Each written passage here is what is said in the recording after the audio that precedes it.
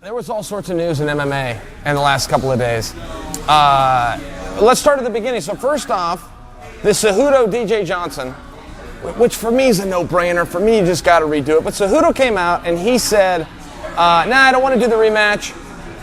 And then he had a great line. He said, this division needs new storylines. And the reason that was a great line, I don't think it trumps the need for a rematch. I don't think it trumps the idea that, hey, Johnson gave you 2 tries and now you owe him a try. You guys are one apiece, let's put this to rest. I don't think it trumps that, but he is making an accurate statement, isn't he? We do need new storylines there.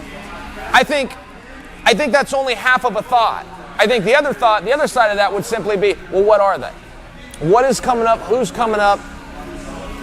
Is there some heat somewhere? Is there some drama somewhere? Is there somebody that is making the argument?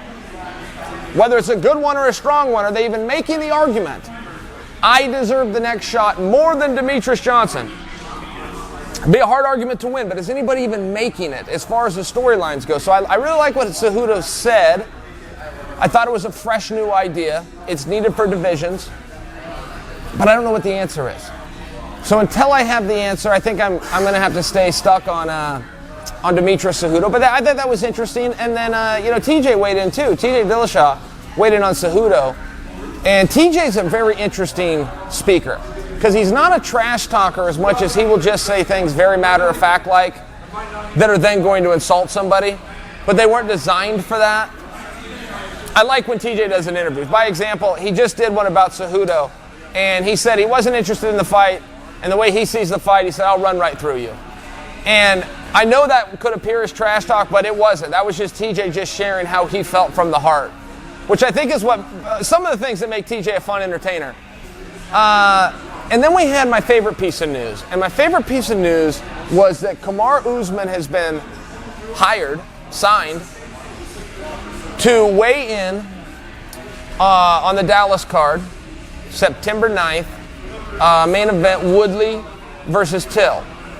Usman is now under contract to weigh in. He'll be compensated for that.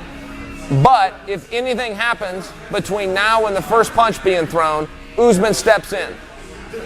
I think that's really interesting. I don't know that you could have gone to a better guy in that division, right? And that's Colby's out. We understand that. Colby's not going to fight that date. I don't think you could go to a better guy. And I do feel that Usman has greatly been overlooked for a while. I think that time is done. The fact that now he could be stepping into a world title fight, he could win. He could win the world title.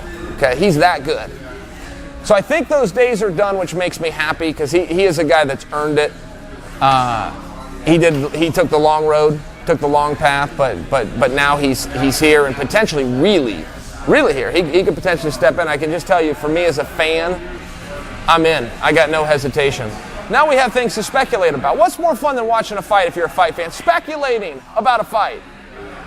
You got these 2 guys fighting. Oh, but, Till's had problems making weight. What if Usman steps in? Who's Tyron going to choose?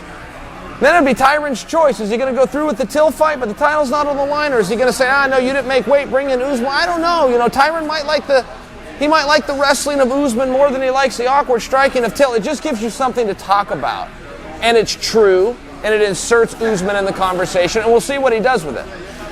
If he plays his cards right, he will use this as a springboard and make sure that he is the one that fights the winner. But let's see.